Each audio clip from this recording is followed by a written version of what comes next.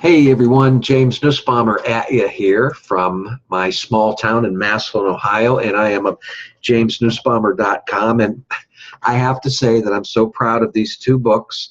First of all, we got The Master of Everything, a story of mankind in the world of illusion we call life, that I surely am the author of, James Nussbaumer, and its sequel that just now came out called Mastering Your Own Spiritual Freedom, that I'm extremely proud of. Both of these books published by Ozark Mountain Publishing Company and on sale everywhere books are sold. And I hope you get a copy. But today there's a little excerpt out of this book, The Master of Everything, that I had done a blog on that became very popular. And I'm getting all kinds of loads of responses on Facebook. Where I had posted it to the blog link, and people went to the blog and asking me questions. But it goes like this, it's one very normal yet destructive thing is that we humans think far too much only to conceive rather than overcoming fear. Yes, we do like to overthink things way too much and think them into big problems when most of the time a small obstacle is all that it is, and then it becomes negative. It becomes negative activity that we don't need.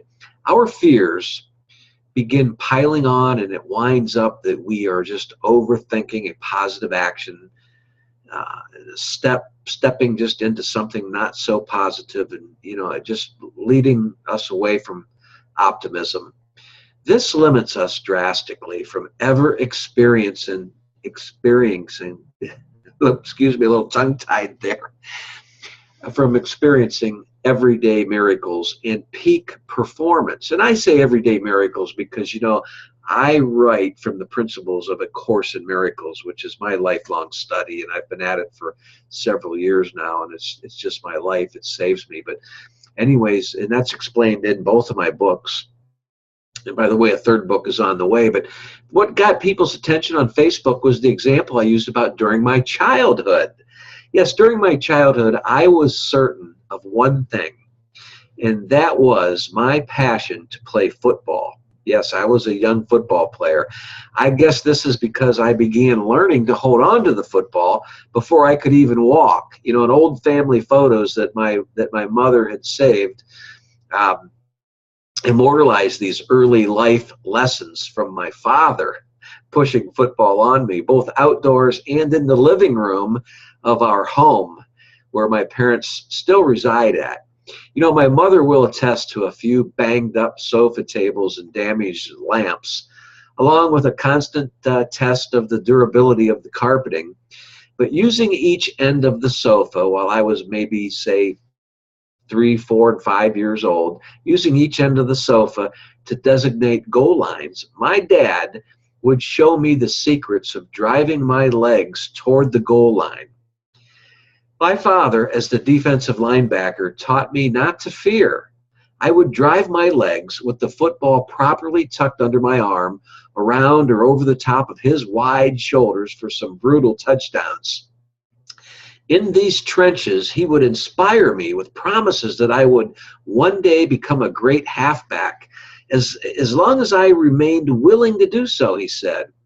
He urged me to realize the importance of the power in driving my legs, and eventually I would learn from the constant practice to steer those driving legs with my mind.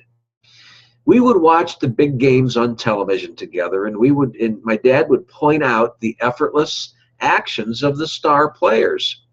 Although I never did get my driving legs on the turf at Notre Dame, which is where I was really inspired to go to, I do know that I got more from pursuing that goal and not accomplishing it than I did from many of the ones I did accomplish.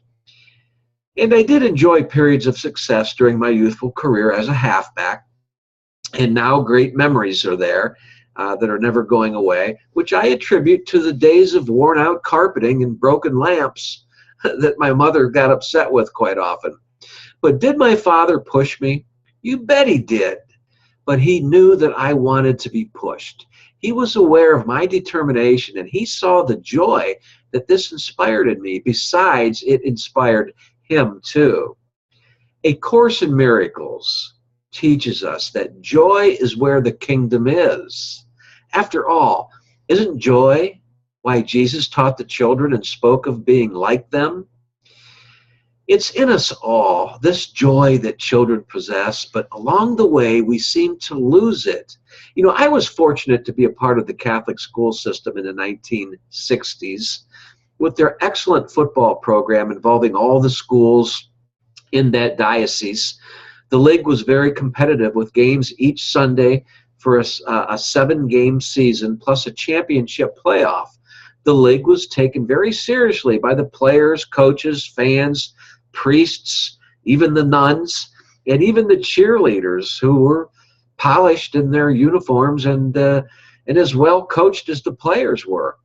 In my book, I wanted to get across, in my book here, well, both my books really, but especially in this book where the story comes from, A Master of Everything, I wanted to get across to my readers how peak performance is unthinkable. You know, I was 12 years old when our undefeated team won the league championship for the first time in the school's history. St. Barbara's Catholic School. That football team and that football season definitely extended joy everywhere. Our small town newspaper made a big deal of the victory for us, you know, with a team picture and an article about the game that had won us the trophy. This celebrated event for the school and the whole parish brought individuals together, however briefly it was, and this was talked about for a long time afterwards. My driving legs exhibited their strength with a 70-yard touchdown run down the sidelines of the opposing team's bench, my mind steering the legs in and out of a few wide shoulders on the way to the goal line.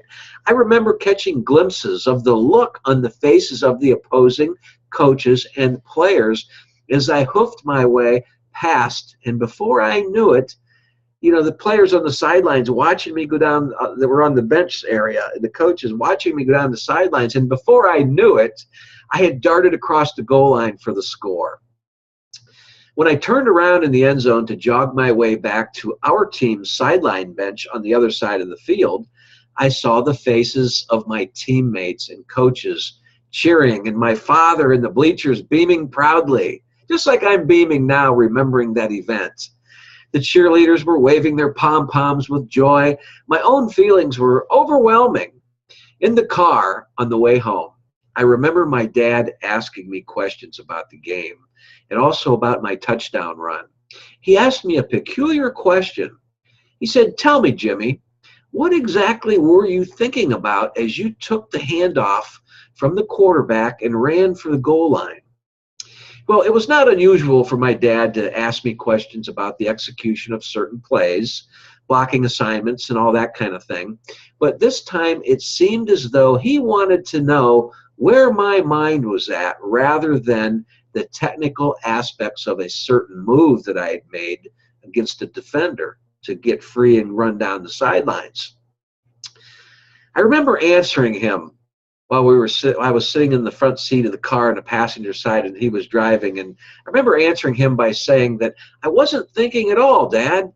And he replied with fatherly wisdom that I must have been thinking, otherwise how would my legs have known when to move and, you know, in and out and which direction I would be going and, you know, where was the goal line and such.